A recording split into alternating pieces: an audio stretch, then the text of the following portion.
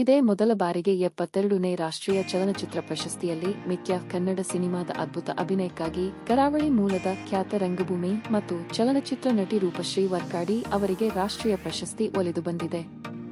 ದೇಶದ ಅತ್ಯುನ್ನತ ರಾಷ್ಟ್ರ ಪ್ರಶಸ್ತಿ ಪಡೆಯುವ ಮೂಲಕ ರೂಪಶ್ರೀ ಹೊಸ ಇತಿಹಾಸ ನಿರ್ಮಿಸಿದ್ದಾರೆ. ಈ ಗೌರವ ಪಡೆದ ತುಳುನಾಡಿನ ಮೊದಲ ಮಹಿಳೆಯಾಗಿದ್ದು ಇಡೀ ಕರ್ನಾಟಕವೇ ಹೆಮ್ಮೆಪಡುವಂತೆ ಮಾಡಿದ್ದಾರೆ. ಕೇವಲ 500 ರೂಪಾಯಿ ಸಂಭಾವನೆಯಿಂದ ವೃತ್ತಿ ಜೀವನ ಆರಂಭಿಸಿದ್ದ ರೂಪಶ್ರೀ ಅವರು ಕಳೆದ 20 ವರ್ಷಗಳ ಸುದೀರ್ಘ ವೃತ್ತಿ ಜೀವನದಲ್ಲಿ ತುಳು, ಕನ್ನಡ, ಬ್ಯಾರಿ, ಕೊಂಕಣಿ ಹಾಗೂ ಅರೆಭಾಷೆ ಸೇರಿದಂತೆ ಒಟ್ಟು 85ಕ್ಕೂ ಹೆಚ್ಚು ಚಿತ್ರಗಳಲ್ಲಿ ಪೋಷಕ ನಟಿಯಾಗಿ ಬಣ್ಣ ಹಚ್ಚಿದ್ದಾರೆ. 19-20ರ ಹರೆಯದಲ್ಲೇ ನಾಟಕಗಳಲ್ಲಿ ತಾಯಿಯ ಪಾತ್ರಗಳನ್ನು ಮಾಡಲು ಆರಂಭಿಸಿ ಸೈ ಎನಿಸಿಕೊಂಡಿದ್ದ ಇವರು ಕಳೆದ 25 ವರ್ಷಗಳಲ್ಲಿ ಕನ್ನಡ ಮತ್ತು ತುಳು ಭಾಷೆಯ 700ಕ್ಕೂ ಹೆಚ್ಚು ನಾಟಕಗಳಲ್ಲಿ ಬರೋಬ್ಬರಿ 4,000ಕ್ಕೂ ಅಧಿಕ ಪ್ರದರ್ಶನಗಳನ್ನು ನೀಡಿ ದಾಖಲೆ ನಿರ್ಮಾಣ ಮಾಡಿದ್ದಾರೆ. ಇದೀಗ ಸುಮಂತ್ ಭಟ್ ನಿರ್ದೇಶನದ ಮಿಕ್ಯಾ ಕನ್ನಡ ಚಲನಚಿತ್ರದ ಅತ್ಯುತ್ತಮ ಅಭಿನಯಕ್ಕಾಗಿ 72ನೇ ರಾಷ್ಟ್ರೀಯ ಚಲನಚಿತ್ರ ಪ್ರಶಸ್ತಿಗಳಲ್ಲಿ ಅತ್ಯುತ್ತಮ ಪೋಷಕ ನಟಿ ಪ್ರಶಸ್ತಿಯನ್ನು ಮುಡಿಗೇರಿಸಿಕೊಂಡು ತುಳುನಾಡಿನ ಕೀರ್ತಿಯನ್ನು ಮತ್ತಷ್ಟು ಎತ್ತರಕ್ಕೆ ಕೊಂಡೊಯ್ದಿದ್ದಾರೆ.